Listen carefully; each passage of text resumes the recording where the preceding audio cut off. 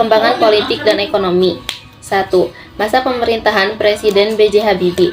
Gambar di atas memperhatikan saat B.J. Habibie diambil sumpah sebagai Presiden Republik Indonesia, menggantikan Soeharto yang mengundurkan diri. Pengambilan sumpah dilakukan di Istana Negara. Presiden Soeharto menyatakan berhenti dari jabatannya sebagai Presiden Republik Indonesia pada 21 Mei 1998. Pada hari itu juga, Wakil Presiden B.J. Habibie dilantik menjadi Presiden Republik Indonesia ketiga di bawah pimpinan Mahkamah Agung di Istana Negara.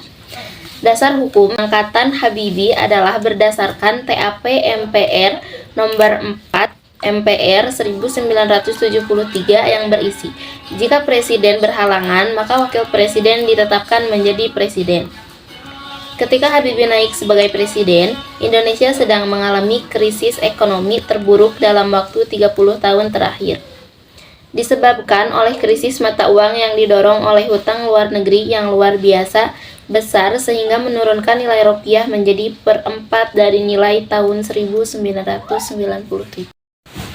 Ditambah kerusuhan Mei 1998 telah menghancurkan pusat-pusat bisnis perkotaan, khususnya di kalangan investor keturunan Cina yang memainkan peran dominan dalam ekonomi Indonesia. Larinya modal dan hancurnya produksi serta distribusi barang-barang menjadikan upaya pemulihan menjadi sangat sulit. Hal tersebut menyebabkan tingkat inflasi yang tinggi. Pengunduran diri Soeharto telah membebaskan energi sosial dan politik, serta frustasi akibat tertekan dalam 32 tahun terakhir. Menciptakan perasaan senang secara umum akan memungkinkan politik yang sekarang tampak seperti terjangkau. Kalangan mahasiswa dan kelompok-kelompok pro-demokrasi menuntut adanya demokratisasi sistem politik segera terjadi. Meminta pemilihan umum segera dilakukan untuk memilih anggota parlemen dan MPR yang dapat memilih presiden baru dan wakil presiden di samping tuntutan mengadakan pemilu secepat mungkin. Pemerintah juga di bawah tekanan kuat untuk menghapus korupsi solusi dan nepotisme yang menandai Orde Baru. Tugas yang diemban oleh Presiden B.J. Habibie adalah memimpin pemerintahan transisi untuk menyiapkan dan melaksanakan agenda reformasi yang menyeluruh dan mendasar, serta sesegera mungkin mengatasi kemelut yang sedang terjadi. Naiknya B.J. Habibie ke singgasana kepemimpinan nasional diibaratkan menduduki puncak gunung yang berapi yang siap meletus kapan saja. Gunung itu akan meletus jika berbagai persoalan politik, sosial, dan psikolog yang merupakan warisan pemerintah lama tidak diatasi dengan segera. B.J. Habibie untuk itu dalam pemerintahannya akan menjalankan reformasi secara bertahap dan konstitusional, serta komitmen terhadap aspirasi rakyat untuk memulihkan kehidupan politik yang demokratis dan meningkatkan kepastian hukum.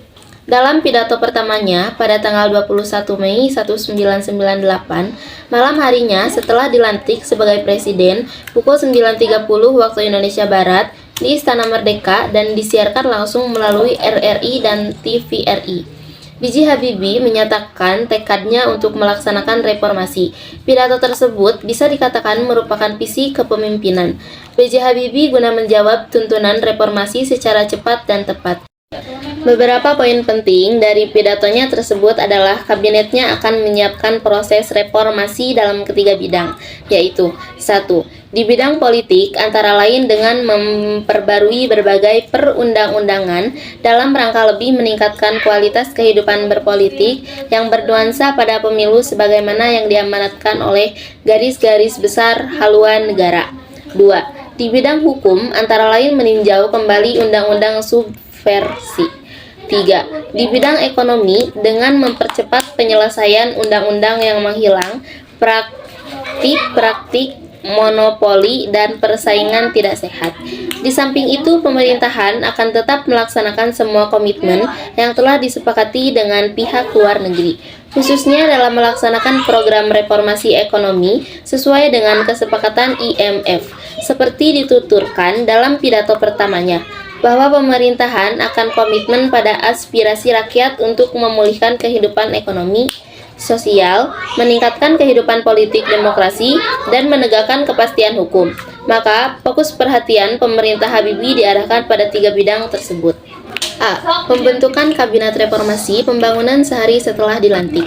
B.J. Habibie telah berhasil membentuk kabinet yang diberi nama Kabinet Reformasi Pembangunan. Kabinet Reformasi Pembangunan terdiri atas 36 materi, yaitu 4 materi negara dengan tugas sebagai materi koordinator, 20 materi negara yang memimpin departemen, dan 12 materi negara yang memimpin tugas tertentu.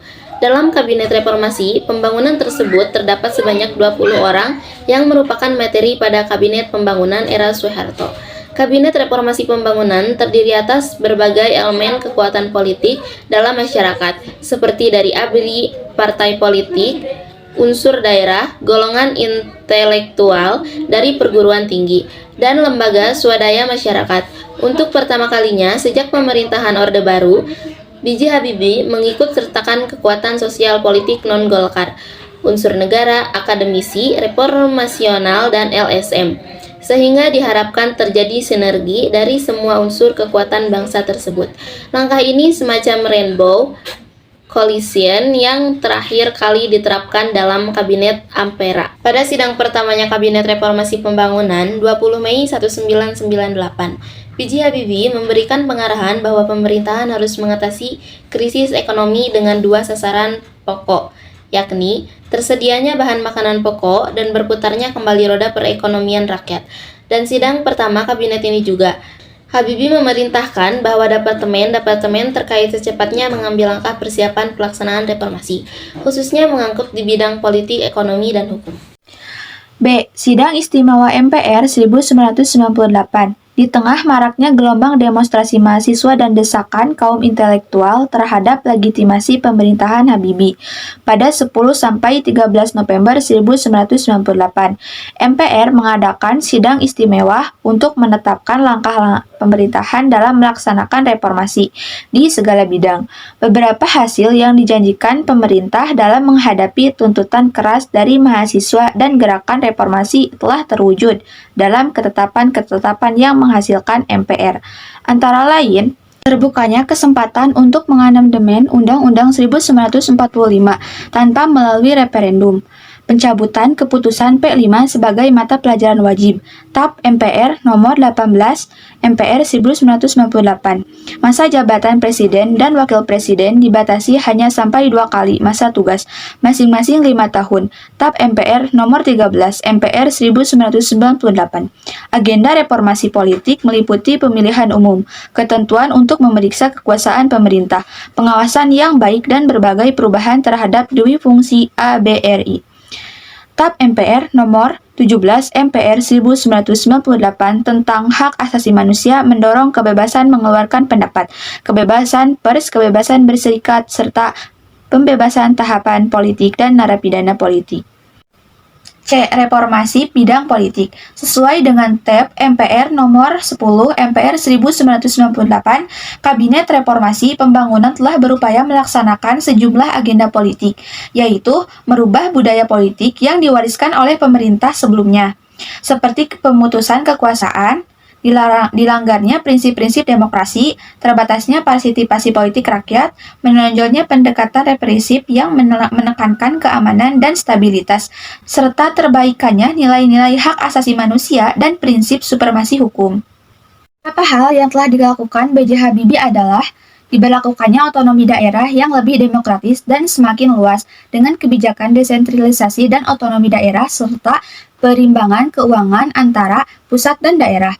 Diharapkan akan meminimalkan ancaman disintegrasi bangsa. Otonomi daerah ditetapkan melalui ketetapan MPR nomor 15 MPR 1998. Kebebasan berpolitik dilakukan dengan pencabutan pembatasan partai politik. Sebelumnya dengan adanya kebebasan untuk mendirikan partai politik pada pertengahan bulan Oktober 1998, sudah tercatat sebanyak 80 partai politik dibentuk. Menjelang pemilihan umum, partai politik yang terdaftar mencapai 141 partai. Setelah diverifikasi oleh Komisi Pemilihan Umum menjadi sebanyak 95 partai, dan yang berhak mengikuti pemilihan umum sebanyak 48 partai saja. Dalam hal kebebasan berpolitik, pemerintah juga telah mencabut larangan mengeluarkan pendapat, berserikat, dan mengadakan rapat umum. Pencabutan ketetapan untuk meminta surat izin terbit SIT bagi media massa cetak, sehingga media massa cetak tidak lagi khawatir diberedel melalui mekanisme pencabutan surat izin terbit. Hal penting lainnya dalam kebebasan mengeluarkan pendapat bagi pekerja media massa adalah diberinya kebebasan untuk mendirikan organisasi-organisasi profesi. Pada era Soeharto, para wartawan diwajibkan menjadi anggota satu-satunya organisasi persatuan wartawan yang dibentuk oleh pemerintah, sehingga merasa selalu dikontrol dan dikendalikan oleh pemerintah. Dalam hal menghindarkan munculnya penguasaan yang otoriter dengan masa kekuasaan yang tidak terbatas, diberlakukannya pembatasan masa jabatan presiden, seorang warga negara Indonesia dibatasi menjadi presiden sebanyak 2 kali masa jabatan saja. Kesimpulan, masa pemerintahan B.J. Habibie merupakan awal dari proses reformasi di Indonesia.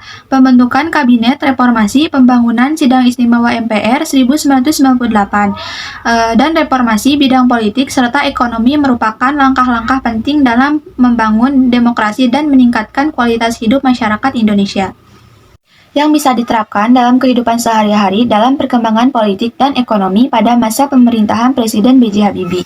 Yang pertama, aktif berpartisipasi dalam kegiatan masyarakat.